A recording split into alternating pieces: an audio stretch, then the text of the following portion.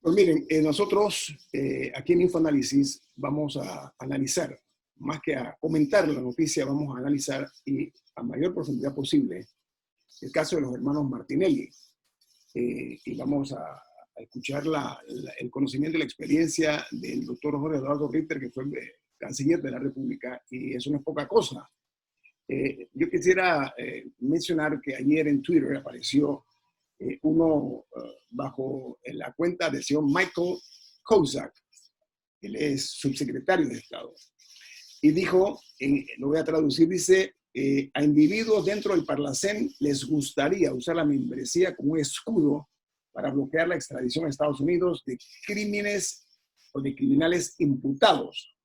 Hacerlo, dice Kozak, dañaría el Estado de Derecho y promovería la impunidad en la región. Y ahí abajo dice, estamos unidos contra la corrupción, dice Kozak. Cosa se le recuerda porque en el año 88 él estuvo en Panamá durante la crisis del general Manuel Antonio Noriega. También vino un Poindexter, ¿no? Que era un almirante, pero Kozak siempre se le menciona aquí en Panamá años anteriores, doctor Ritter.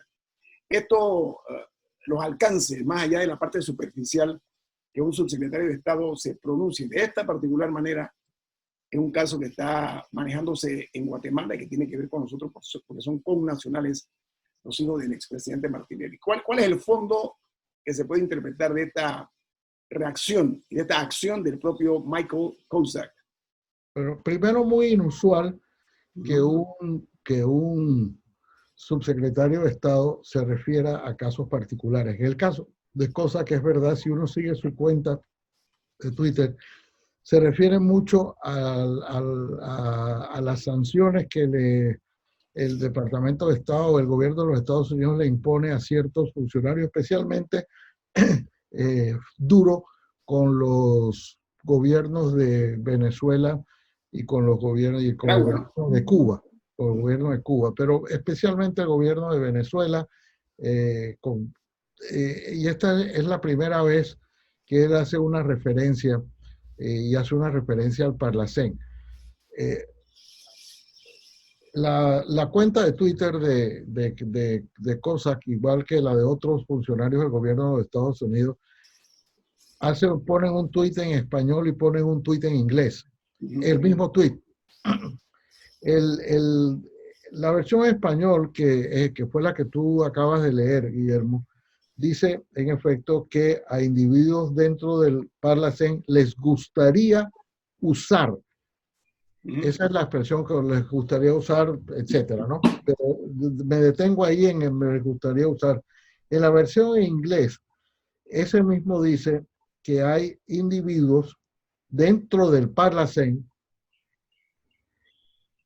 a quienes les gustaría otorgar, dar, give, dice en inglés, a criminales, que yo creo que la palabra más bien, la traducción debió ser delincuentes, pero criminal también se puede traducir por criminal, y ellos la tradujeron como criminal, por criminales imputados, la protección del Parlacén.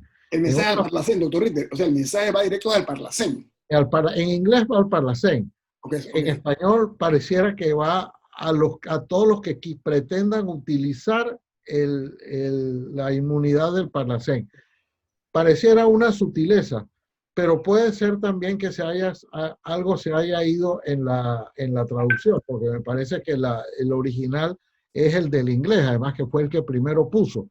Y en ese que primero puso dijo, pareciera ser un mensaje directo tanto al Parlacén, a los diputados del Parlacén en Guatemala, que con esa argucia pretendían o hubieran pretendido, no sé si lo querían hacer, hubieran pretendido darle una inmunidad a los hermanos Martinelli y Linares. Pareciera, repito, que estaba dirigido a ellos. Sí, él dice, would like to, es lo que dice, ¿no? Sí, pero dice, would like to give. La palabra es give, no, el problema no es lo primero, y lo primero es el verbo que usa, es dar. El otro dice usar. Claro. El primero, en el de español dice usar el Parlacén. Y acá es dar inmunidad. Ah, claro. Entonces, son dos conceptos distintos, porque uno no se puede dar a sí mismo. Cuando uno no dice para aquellos que pretenden dar inmunidad, se está refiriendo a otras personas. Cuando tú te dices, cuando algunos que prefieren usar la inmunidad, pareciera estar referido propiamente a los imputados. Dicho sea de paso, no los menciona por nombre, no menciona ninguno de los dos por nombre, ni menciona siquiera la nacionalidad de aquellos, pero es muy obvio de qué se trata. Y habla, repito, en un lenguaje sumamente duro de hablar de criminales imputados. En español suena más duro que en inglés, porque yo creo que en español, que aunque la traducción es válida, que criminales por criminals, me parece que la connotación que tiene en español, que la palabra criminal, encierra una violencia o una categoría de delito superior a aquel en que se le imputa a los hermanos Martínez de Linares. Pero independientemente de esa sutileza del idioma, me parece que es inusual, por decirlo menos, muy inusual, que se refiera de esa manera el subsecretario de Estado para asuntos del hemisferio occidental, es decir, para América, para todos los asuntos de América,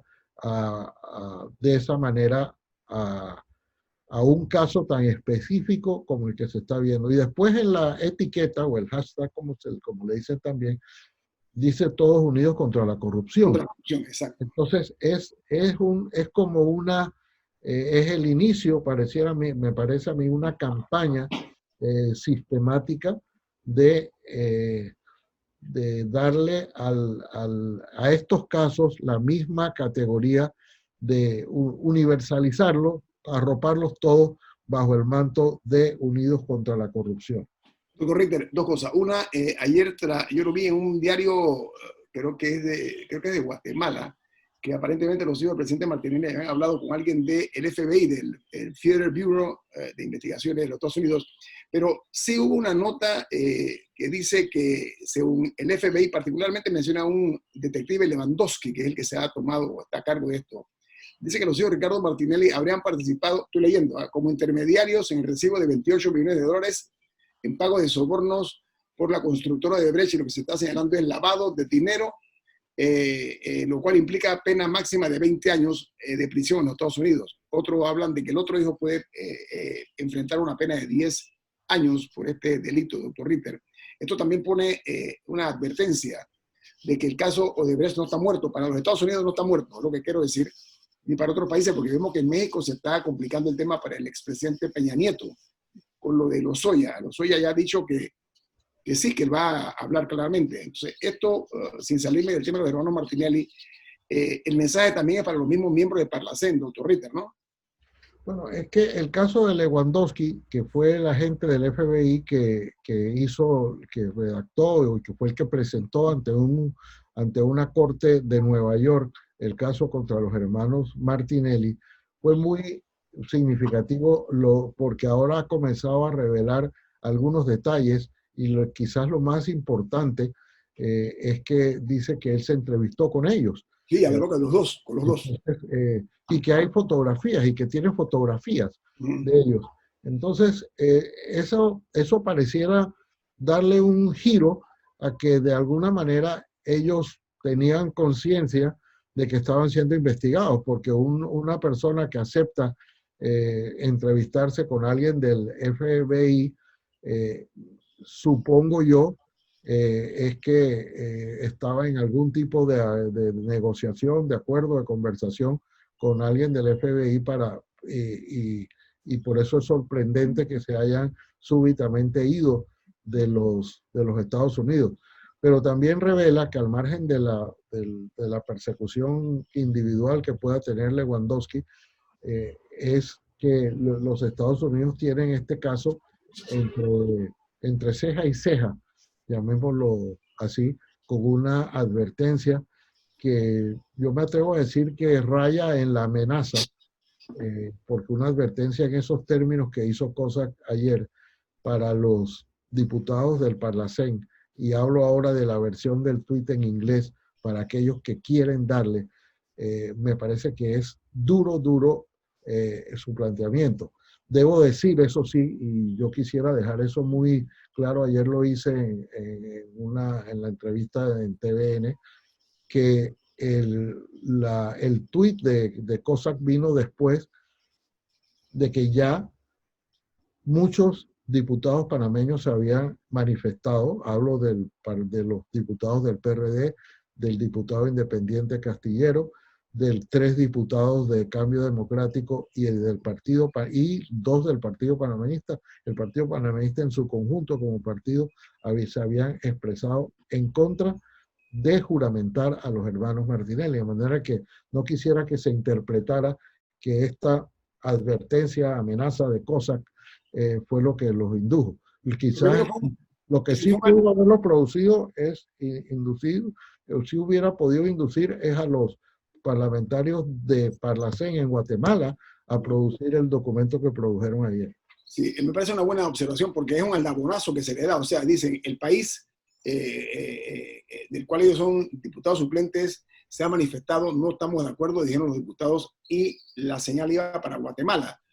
Había la duda de si Guatemala se atrevería y los diputados de Centroamérica se atreverían a tomar una medida desafortunada, ¿no? En cuanto a que se hiciera justicia plena de acuerdo a las exigencias de los Estados Unidos. De todas maneras, esto no va a quedar en el anecdotario y nada más porque faltan muchas cosas todavía, doctor Ritter, ¿no? En materia de este caso, ¿no? Por supuesto, hace falta muchísimo. Bueno, para comenzar hace falta que termine el proceso de extradición. Los abogados. ¿Qué tiempo toma eso más o menos, doctor Ritter, generalmente? Bueno, nadie y ningún abogado, nosotros hemos tenido, sabe con precisión en Guatemala cuánto puede durar, cuántos recursos pueden interponer los abogados del diputado, de los abogados de los hermanos Martinelli, Linares. No se sabe cuántos pueden hacer, pero creo que después, quizás en el próximo bloque, Guillermo, tenemos que referirnos a ese comunicado del Parlacén, porque ese comunicado del Parlacén no dice lo que la prensa libre de Guatemala dice que dice. Ok, vamos a tocarlo. Con mucho gusto. Al regreso vamos a analizar el comunicado emitido por el Parlacén en torno a este caso de los hijos de Ricardo Martinelli, que es noticia en muchos medios internacionales y por supuesto que aquí en Panamá. Vamos al corte comercial. Esto es Info Análisis, un programa para la gente inteligente. Bueno, de regreso aquí en Infoanálisis, ayer el Parlamento Centroamericano, Parlacén, hubo también un pronunciamiento, además de lo que hizo Michael Cossack.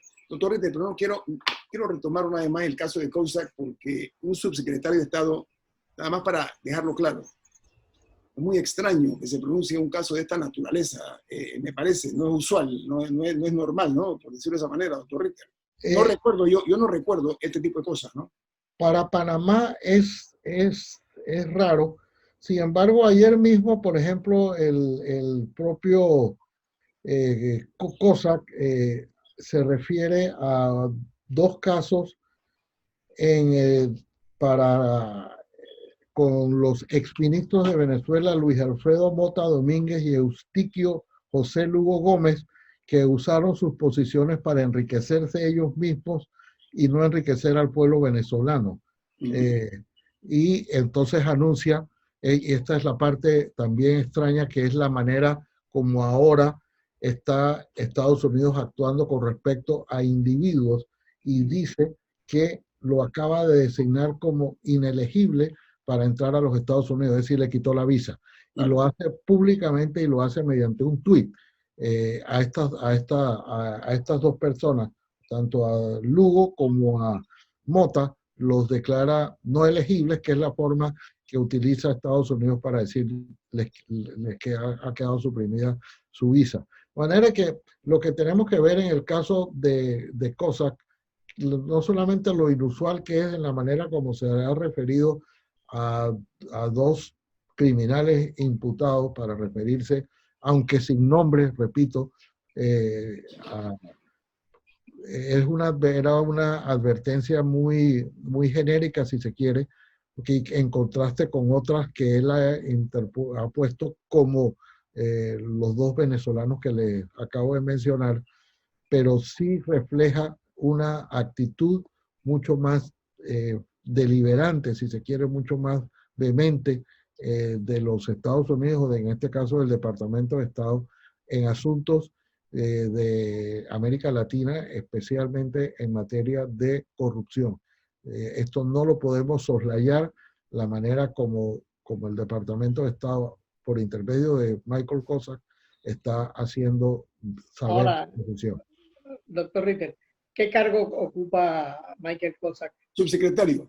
Es subsecretario de Estado para asuntos. Pero Espérate, nada más por curiosidad, doctor Ritter, yo conocí a Cossack aquí en Panamá cuando era presidente Arturo del Valle.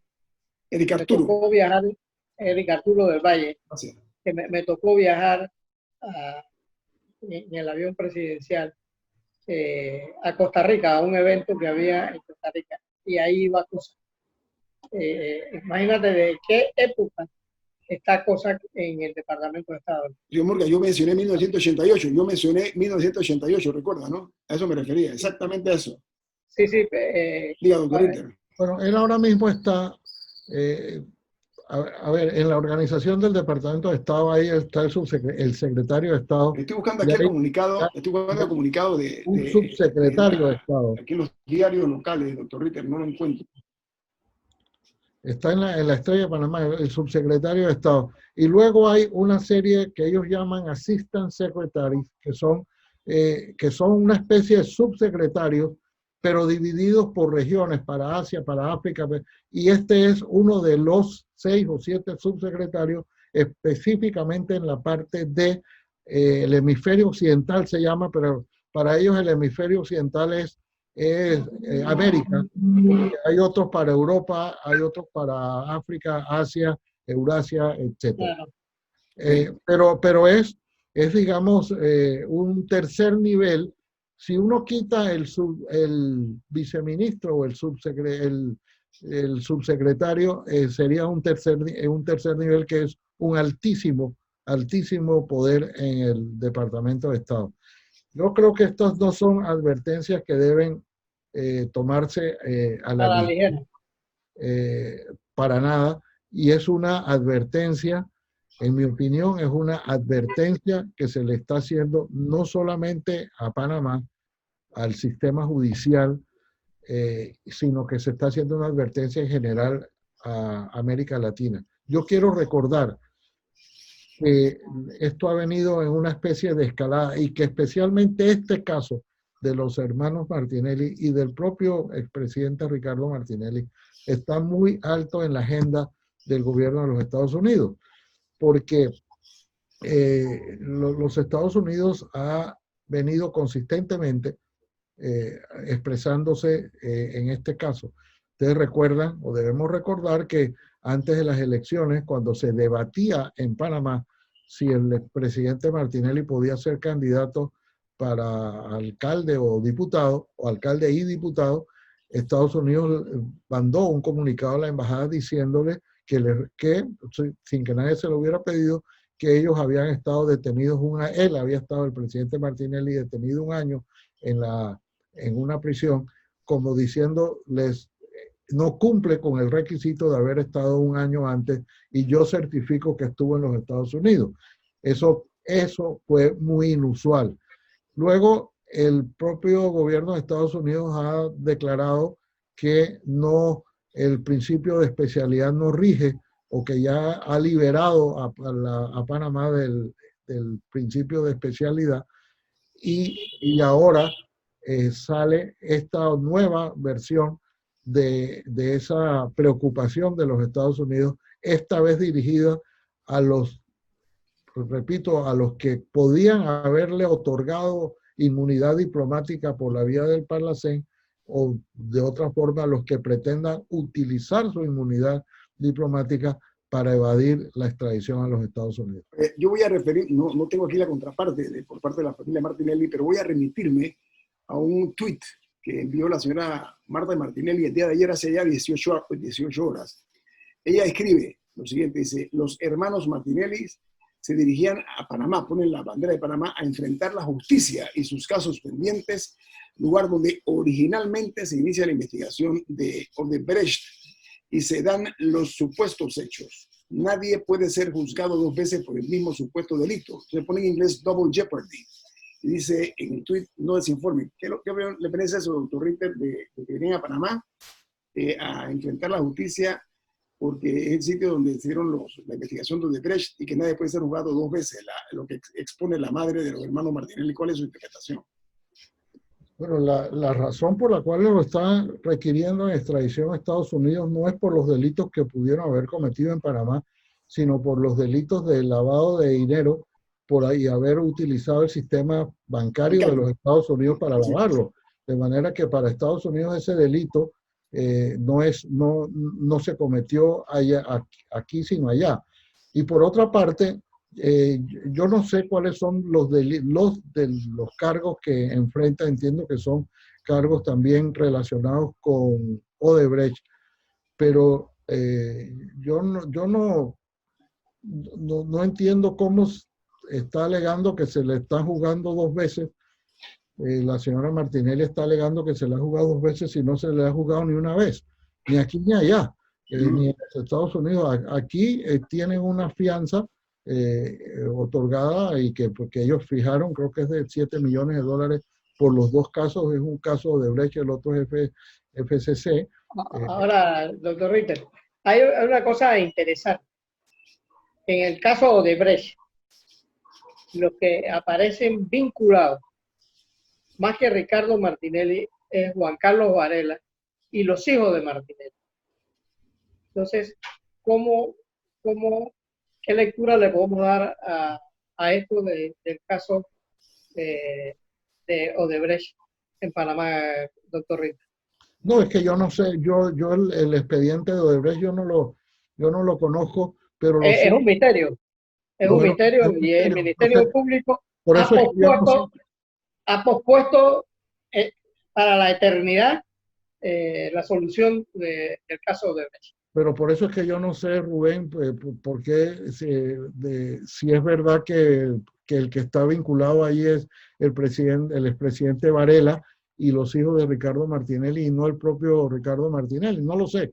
Así es que lo cierto es que en la declaración de Lewandowski, él dice que estos dos, los hermanos Martinelli y Linares, están imputados de haber lavado dinero o conspirar para lavar dinero, que es la expresión que se usa, y por su vinculación a una persona muy alta en el gobierno entre los años 2009 y 2014.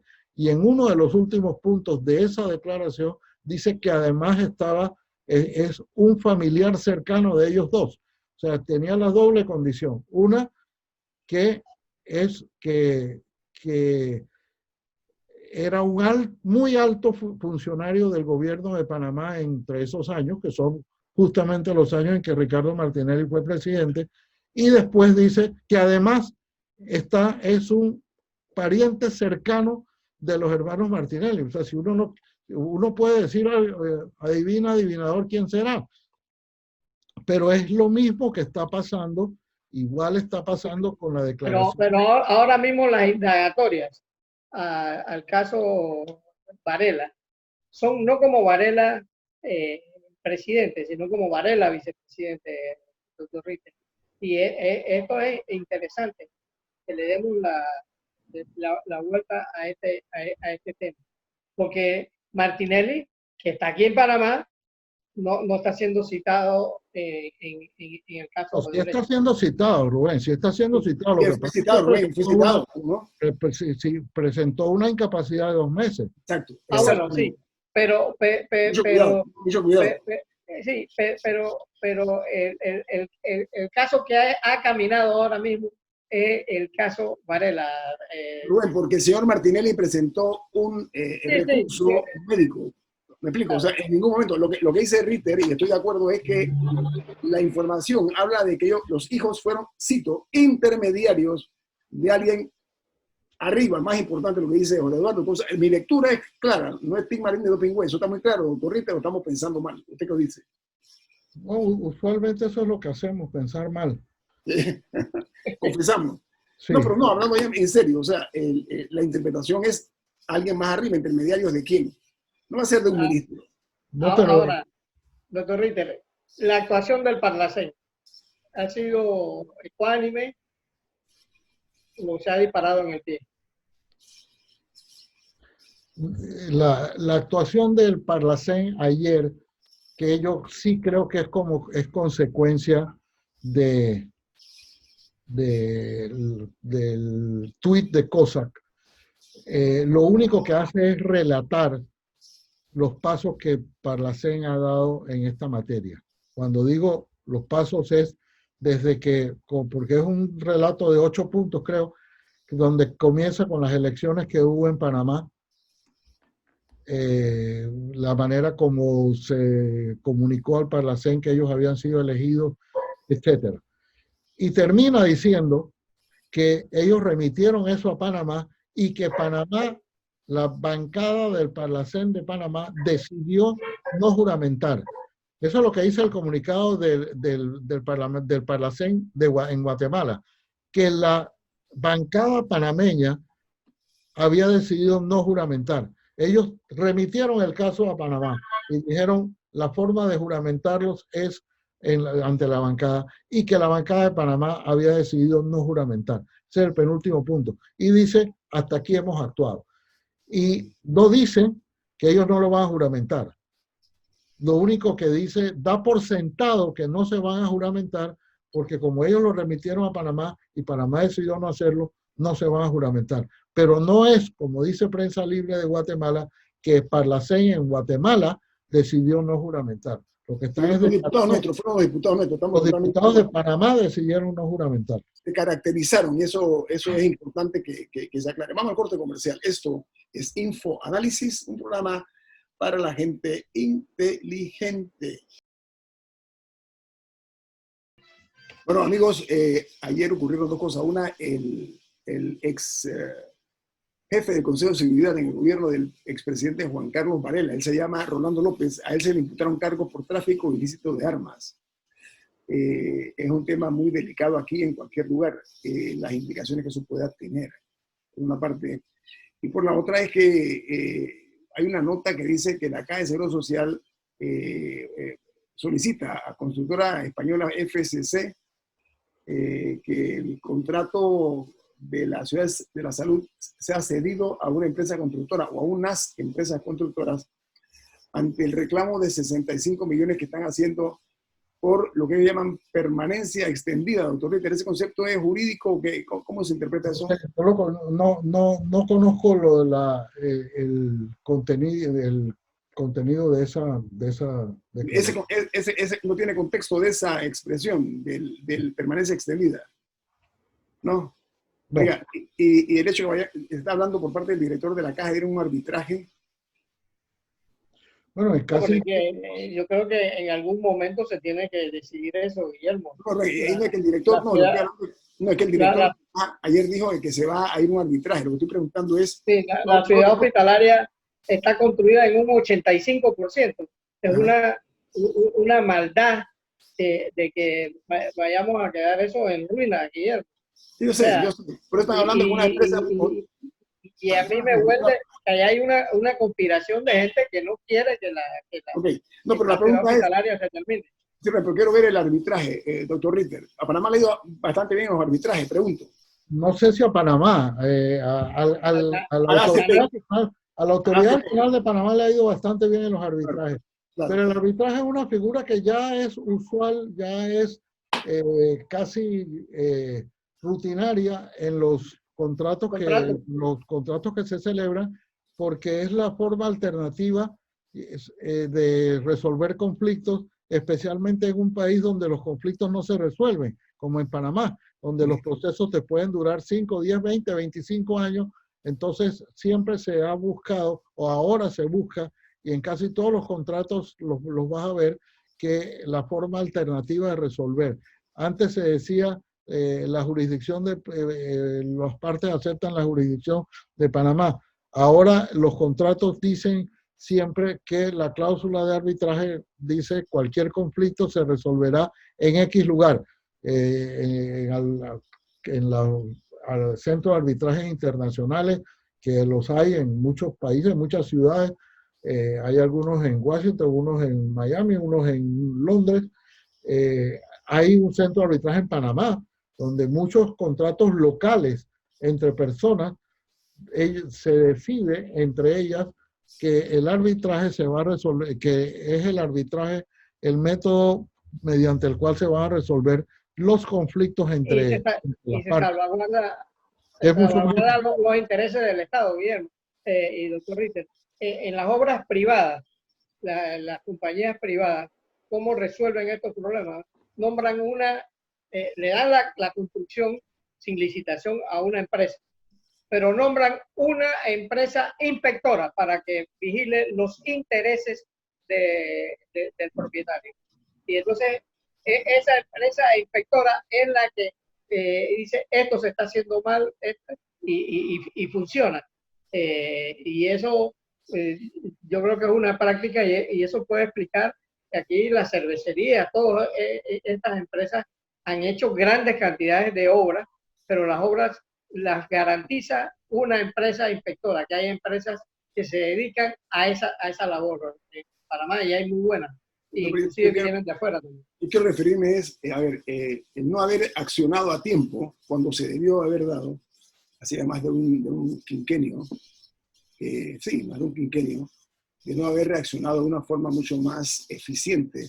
Miren ustedes, nos llega esta pandemia, de repente nos cae y estamos viendo que necesitamos más hospitales, más camas, etcétera, y esa ciudad era salud. Mira, un abogado muy importante nos escribe y dice, la permanencia extendida está relacionada con los costos directos que causa a un contratista permanecer en una obra más tiempo de lo originalmente programado por causas que no les son atribuibles al contratista. Entonces, ese es el concepto que hablabas de la... Que ha recurrido FCC.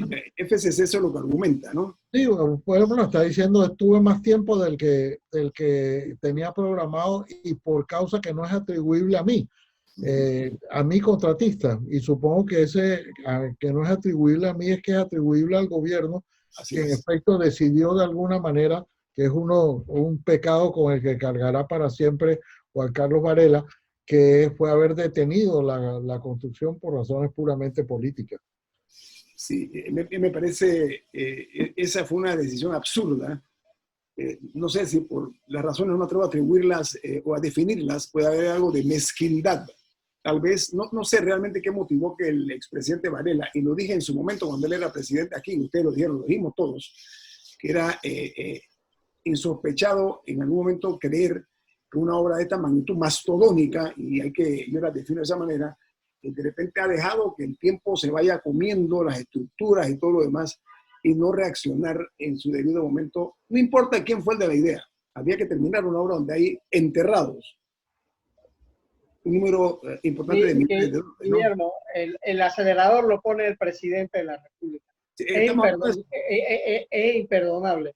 Que, digamos, el metro, a los dos presidentes les interesaba que se terminaran las obras y le dieron demasiado prioridad al metro, que es real. Hoy en día el metro es una empresa que, independientemente de si los costos eran demasiado altos, la gente está contenta porque el metro es un orgullo para los panameños, un orgullo. Y como decía Torrijos, la obra más cara es la que no se hace. Ahora, el gobierno de Laurentino Cortizo ya tiene un año en funciones y hasta ahora no se ha pronunciado acerca de la ciudad hospitalaria. Me refiero ahora ni siquiera dentro de la pandemia. Me llama mucho la atención también eso, porque creo que en lugar de invertir 80 millones, a mi juicio, en viviendas, en este momento y hasta ahora, que a mi juicio no es apropiado, y lo digo de una forma muy directa, Inviértanlo en la ciudad de la salud, Jorge Eduardo Ritter. Y no la gente tiene otras necesidades. Los pobres ahora mismo tienen otras necesidades más prioritarias a la vivienda, Guillermo. No, pero no me refiero, estoy de acuerdo. Lo que quiero decirle a ustedes, señor Murga, y a Jorge Eduardo, es esos 80 millones que se han anunciado con bombos y platillos, construir. Todo el mundo sabe aquí que no es el momento para estar construyendo vivienda. Hay que buscar soluciones de tipo financiero y de tipo sanitario. ¿No sería mejor invertirlo en la ciudad de la salud para ver cómo, pregunto yo, doctor Ritter? Es que yo creo que eso nunca estuvo en las prioridades del gobierno del presidente Cortizo, terminar la obra, esa obra. Mira, y eso de verdad, no hay adjetivo, es una perversidad ver cómo esa obra se va a perder o está en caminos de perderse. Si el presidente Varela tenía sospechas de que ahí había habido unas coimas o había habido falta de honestidad en esa contratación, lo apropiado era investigar la obra, investigar si había habido o no sobreprecio, investigar si había habido o no coimas, pero no decir, bueno, como sospecho que ahí hubo sobreprecio o porque esta va a ser una obra que va a llevar el sello de Ricardo Martinelli, no la voy a hacer. Ahora, si eso queda en ruinas, las ruinas van a llevar el sello de Juan Carlos Varela, porque de verdad, yo repito, eso es un acto, yo no diría que ni siquiera de mezquindad, es un acto de perversidad haber dejado que esa obra se terminara independientemente de quién se iba a llevar el mérito de hacerla. Hubiera sido mucho mejor haber investigado la falta de transparencia en esa obra, haber hecho las correcciones y haberla terminado, a limitarse por la vía del menor esfuerzo, decir ahora no la hago. Que haya estado esa obra paralizada 5 años, ese es quizás el mayor de los legados de Juan Carlos Varela, que de su obra. Mucho más que la línea 2 del metro, es el fracaso monumental de haber dejado perder o al menos deteriorar al grado que está ahora mismo una obra que con todos sus cuestionamientos debió terminarse. Hay quienes dicen, con no poca razón, que hubo un acto deliberado de tener la obra para no... Pero pasa que aquí los presidentes atribuyen las obras como si fueran de ellos. Entonces se han explicado, como si fuera su pecunio el que construyó la obra. Pretenden darle, mira, allá en México, no sé si sabía, Jorge Eduardo, están arrancando todas las placas de Díaz Ordaz. ¿Te acuerdas de Díaz Ordaz, no? Díaz Ordaz pintó muchos sitios en México con sus obras, así en letras grandes. Bueno, están quitando todas esas placas, por poner un ejemplo. Entonces, esto no era una obra de Ricardo Martinelli, es una obra del Estado. Hay que comenzar a hacer esa diferencia a tiempo. Porque yo diría que tenemos que dar ese paso adelante. Los presidentes son los administradores de la cosa pública en su momento, son los gerentes de una empresa que se llama Panamá. Voy a ponerlo mucho más claro. No son ellos los que tienen el derecho a decir que esta es mi obra. No, el trabajo de ellos es hacerlo, pero hacer obras buenas.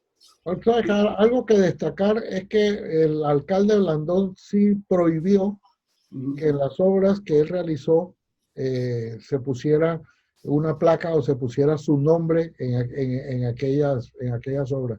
Sí, es cierto. Yo recuerdo que aquí hubo un momento en que era proliferar la proliferación de placas. Hay escuelas en Panamá que tienen varias placas. Esta obra la construyó tal. Después esta obra la remodeló tal presidente. Esta obra sufrió tal cosa con la otro presidente. Entonces tiene una colección de placas de una escuela que no tiene ni siquiera mayor significado, pero es que cada uno quiere dejar su huella, quiere dejar para la historia, como si la historia la recogieran las placas, su nombre grabado en obras públicas. Eso es una práctica malísima, una práctica perversa y una deformación del papel del administrador público. Y la tendencia también a que un gobierno debe hacer una obra completa. Yo creo que debe haber obras continuas. La Interamericana fue una obra genial de Panamá que se inició en los 60, Guillermo. Rubén, la hicieron todos los gobiernos, cada uno hacía un pedazo. Tenemos que irnos, pero ¿saben qué? Se puede colegir con las consideraciones propias que por parte del presidente Varela hubo un comportamiento anodino e ineficaz en cuanto al tema de la ciudad, de la salud. Así la puedo yo etiquetar, ¿no? O suena muy duro, doctor Ritter, a mi juicio, no sé usted cómo la ve. La nueva actuación del presidente Varela en su debido momento de continuar esa obra y respectivamente que fuera iniciada en la administración de Ricardo Martinelli. Yo creo que esa es parte de la carga histórica que va a llevar sobre sus hombros el presidente Varela. Así es. Bueno, aquí terminamos Infoanálisis por hoy. El equipo de Infoanálisis. Rubén Darío Murgas. Por Eduardo Ritter. Y Guillermo Antonio Adames, nos vamos. Gracias.